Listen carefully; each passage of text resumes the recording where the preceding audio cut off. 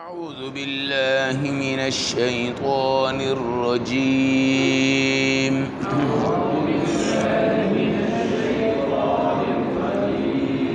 بسم الله الرحمن الرحيم.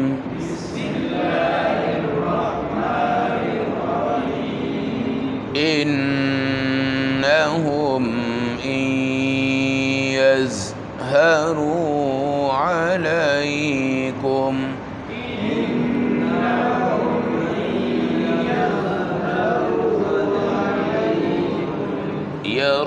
يرجموكم أو يعيدوكم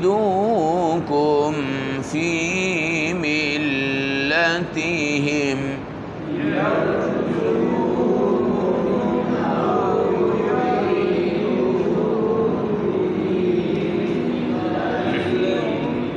ولن تفلحوا إذا أبدا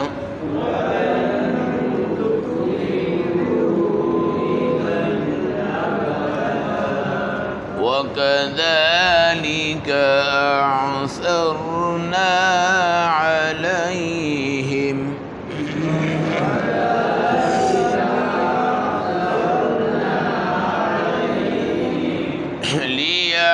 ليعلموا أن وعد الله حق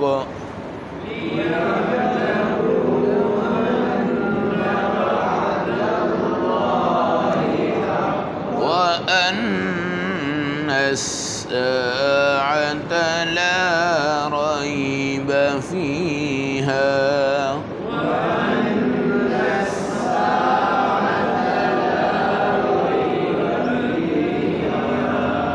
إذ يتنازعون بينهم أمرهم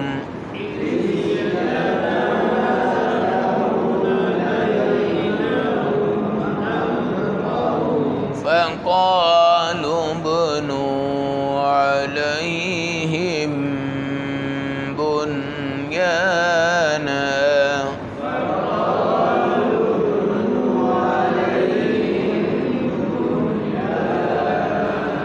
ربهم أعلم بهم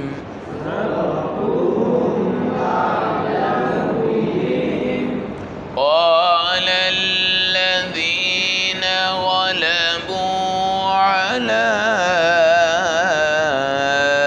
أمرهم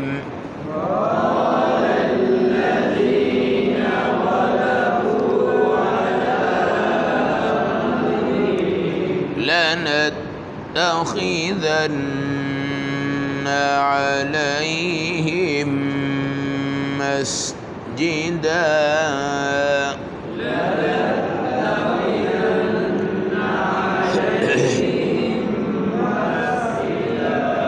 صدق اللہ العظیم.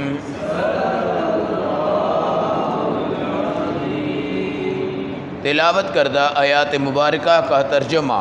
انہم ان یظہروا علیہم، بے شک وہ قوم والے اگر اصحاب کہف پہ غالب آئے یا ان کی اطلاع ہو گئی، یرجموکم، یا تو وہ تمہیں رجم کر کے پتھروں سے مار دیں گے، او یعیدوکم فی ملتہم، یا وہ تمہیں اپنے شرک والے دین میں لے جائیں گے.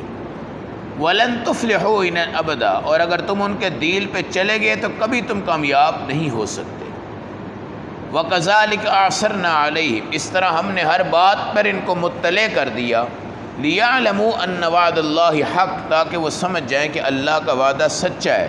وَأَنَّ السَّاعَةَ لَا رَيْبَ فِيهَا، اور قیامت میں کوئی شک نہیں ہے. اِذْ يَتَنَازَعُونَ بَيْنَهُمْ أَمْرَهُمْ، جب وہ لوگ آپس میں لڑ رہے تھے.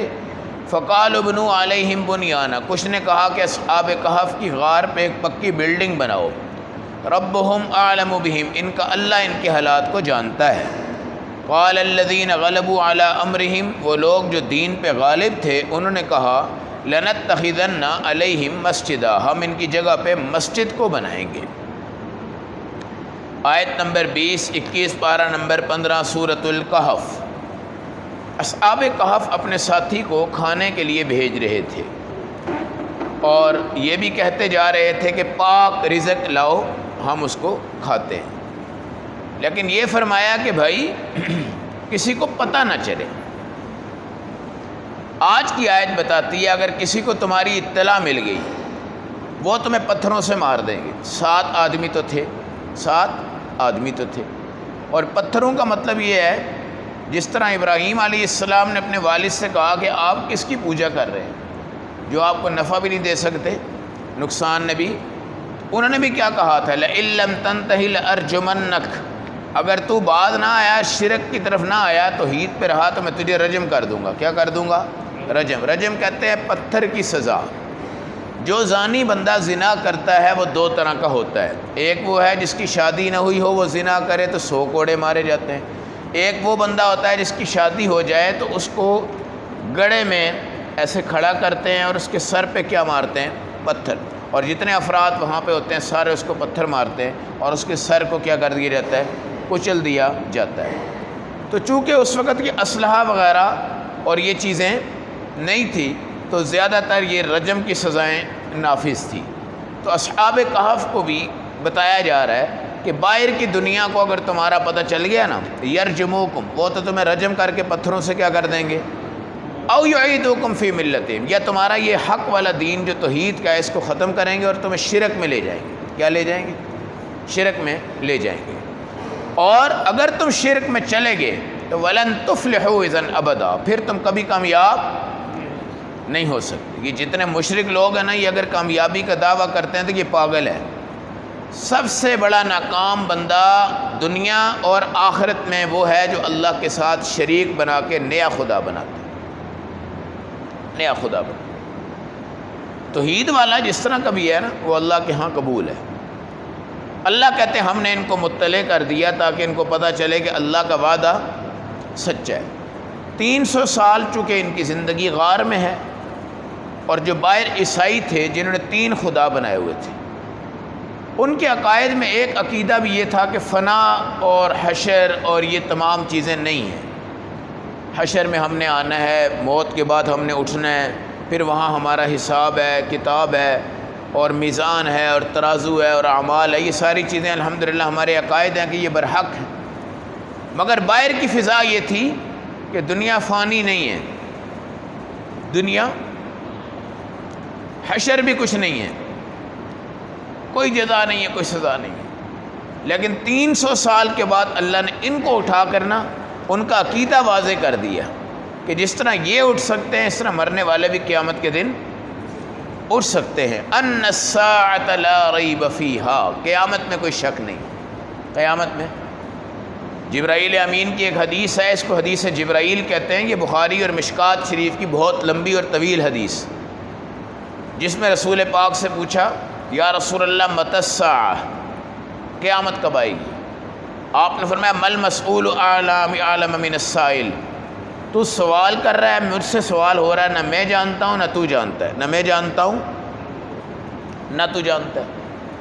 لیکن قرآن کہتا ہے اقتربت الساعۃ وانشق القمر، قیامت بالکل قریب ہے۔ اب بندہ کہتا ہے جی کہاں سے قریب ہے؟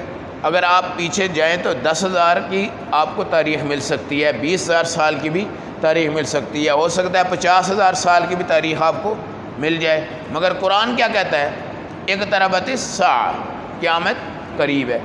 اب اگر آپ یہ سمجھیں نہیں ہزاروں سال سے تو یہ آئی نہیں ہے، تو بھائی اس کا مطلب یہ ہے کہ آپ کے اور میرے قیامت بالکل قریب ہے۔ جب آپ کی موت آئے گی تو آپ کی قیامت ہے، جب میری آئے گی تو میری قیامت ہے، جب آپ کی آئے گی تو آپ کی قیامت ہے۔ ہم سب کی قیامت نہ دیکھیں، اپنی قیامت دیکھیں۔ کیا دیکھیں؟ من مات فقد قامت قیامتہ، جو مر گیا اس کی قیامت قائم ہو گئی، اس کو تو یہ دوبارہ سے حادثہ نہیں نا نظر آئے گا، یہ زمینوں کا پھٹنا، آسمانوں کا پھٹنا، یہ تمام چیزیں، ہم مر گئے، ہماری قیامت کیا ہو چکی ہے؟ شروع ہو چکی ہے۔ حضور سے پوچھا کہ یا رسول اللہ متی الساعہ، ایک صحابی نے پوچھا یا رسول اللہ قیامت کب آئے گی؟ آپ نے فرمایا ما اعددت لہا، تو نے تیاری کیا کی ہے تو قیامت کا پوچھا؟ کہا کچھ بھی نہیں ہے یا رسول اللہ، میں آپ سے محبت کرتا ہوں بس۔ آپ نے فرمایا ٹھیک ہے، جس سے محبت کرتا ہے انشاءاللہ انجام بھی کے ساتھ ہوگا۔ لیکن قیامت کی نشانی آپ نے بتائی ہیں۔ تلد الامۃ ربہا، باندیاں اپنے آقا کو جنم دیں گی۔ باندیاں کیا مطلب ہے؟ ایک مطلب اس کا یہ کہ اولاد اپنی ماں کو مارے گی، اولاد اپنی ماں کو نوکر بنا دے گی، اولاد اپنی ماں کو گھر سے نکال دے گی، اولاد اپنی ماں کے ساتھ عجیب سلوک کرے گی، ایک نظام بن جائے گا۔ ان تلد الامۃ ربہا، اور پھر آپ نے فرمایا ان تر الحفاة العراة یتطاولون فی البنیان، یہ جو چرواہے ہیں، بکریاں چروا رہے ہیں، یہ بڑے بڑے پلازے بنائیں گے۔ کیا بنائیں گے؟ پلازے۔ آپ لاہور شہر میں رہتے ہیں، آپ کے یہ جتنے بھی اطراف ہیں، جو گجر طبقہ ہے یا جنہوں نے اپنے مویشی وغیرہ پالے ہیں اور بکریوں والے لوگ تھے، ایک وقت میں اس معاشرے کو بڑا غریب سمجھا جاتا تھا۔ کیا سمجھا جاتا تھا؟ اس وقت بہت غریب سمجھا جاتا تھا، لیکن جب ان کی بلڈنگیں، ان کی زمینیں، ان کی کھیتیاں، ان کے پلاٹ اور ان کی پیلیاں جو تھی وہ مہنگی ہو گئی۔ کیا ہو گئی؟ مہنگی ہو گئی، تو آپ نے دیکھا کہ یہ لوگ سب سے امیر ہو گئے۔ یہ لوگ، اب یہ جو زمینوں والے ہیں یہ کروڑ پتی ارب پتی لوگ ہیں، اور جو بیچ میں لاہور کے اندر شہر میں بیٹھے ہوئے ہیں وہ بیچارے کروڑوں میں ہی چل رہے ہیں، وہ کروڑوں میں ہی چل رہے ہیں۔ ان کو یہ بھی نہیں پتا کہ گاڑی کا نام کیا اور اس کے دروازہ کھولنا کیسے ہے، لیکن گاڑیاں بڑی بڑی رکھ لی۔ پیسہ اتنا آیا کہ سمجھ نہیں آئی کہ کہاں لے کے جائیں۔ اسلم صاحب میواتی بھائی ماشاءاللہ بڑے امیر ہوئے، بہت امیر ہو گئے ہیں۔ اللہ نے آپ کی یہ جتنی قریب کی ایئرپورٹ اور یہ ساری پچھلی پٹی تھی، یہ چند روپے سے ہزاروں، لاکھوں، کروڑوں، اربوں میں چلی گئی۔ اب یہاں پر جائیں آپ پورے ڈی ایچ اے کے اندر جا کر دیکھیں، پلازے ہی پلازے ہیں، پلازے ہی پلازے ہیں، پلازے ہی پلازے ہیں۔ یہ قیامت کی علامات ہیں۔ اور آپ لاہور شہر میں بھی دیکھ لیں، یہاں پر بھی جس کی دو دو تین تین دکانیں وہ ان کو گرا رہا ہے، بیسمنٹ سے اٹھا رہا ہے اور اوپر 6 منزلیں 7 منزلیں وہ اٹھا رہا ہے۔ اور میرے خیال میں 2 4 5 سال میں پورا لاہور پلازوں میں بدل جائے گا، پورا لاہور پلازوں میں بدل جائے گا۔ وہاں کے لوگ جو آباد ہیں وہ اس کو بیچیں گے اور بیچ کر یہ اطراف میں آ جائیں گے، اور لاہور صرف اور صرف ایک زرعی تجارتی شعبہ ہے ہمارا، وہ بنے گا اور اس کے پلازے بنتے جائیں گے۔ یہ قیامت کی علامات شروع ہیں، قیامت کی علامات شروع ہیں۔ تو بہرحال ان الساعۃ لا ریب فیہا، قیامت میں کسی قسم کا شک کوئی نہیں۔ اچھا پھر کیا ہوا؟ اصحاب کہف کے متعلق لوگوں کی آپس میں بحث ہوئی۔ بعض نے کہا جی اس غار کے اوپر نا ایک پکی بلڈنگ بناتے ہیں۔ کیا بناتے ہیں؟ اس کا منہ کیا ہو جائے گا؟ بند ہو جائے گا، ایک قبر بن جائے گی، ایک قسم کی کیا بن جائے گی؟ قبر بن جائے گی۔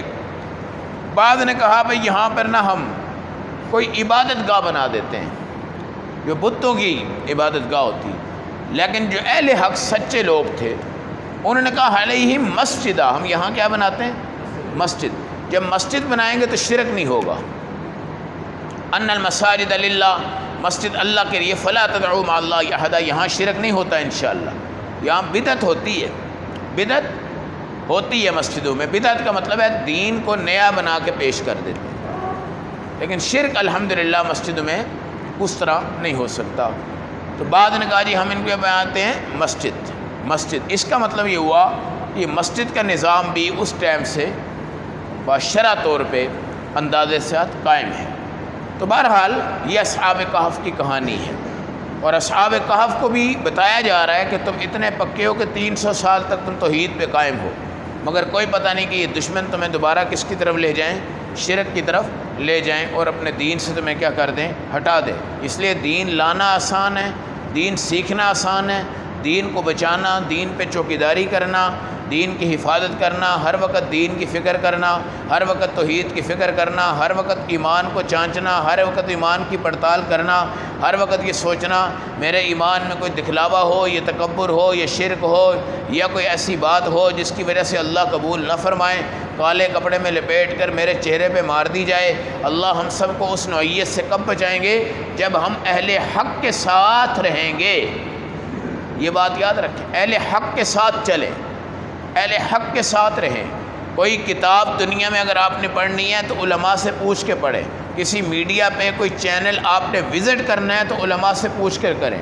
کوئی آپ نے دینی بیان، دینی درس، دینی کلپ سننا ہے، آپ اس سے علماء سے مشورہ کریں کہ یہ ٹھیک سمت ہے یا غلط سمت ہے، ظاہری رنگ، ظاہری حسن، ظاہری خوبصورتیاں، ان چیزوں پہ مت جائیے گا، اس سے دین کیا ہو سکتا ہے؟ تباہ ہو سکتا ہے۔ اللہ ہم سب کو توحید والی زندگی نصیب فرمائے۔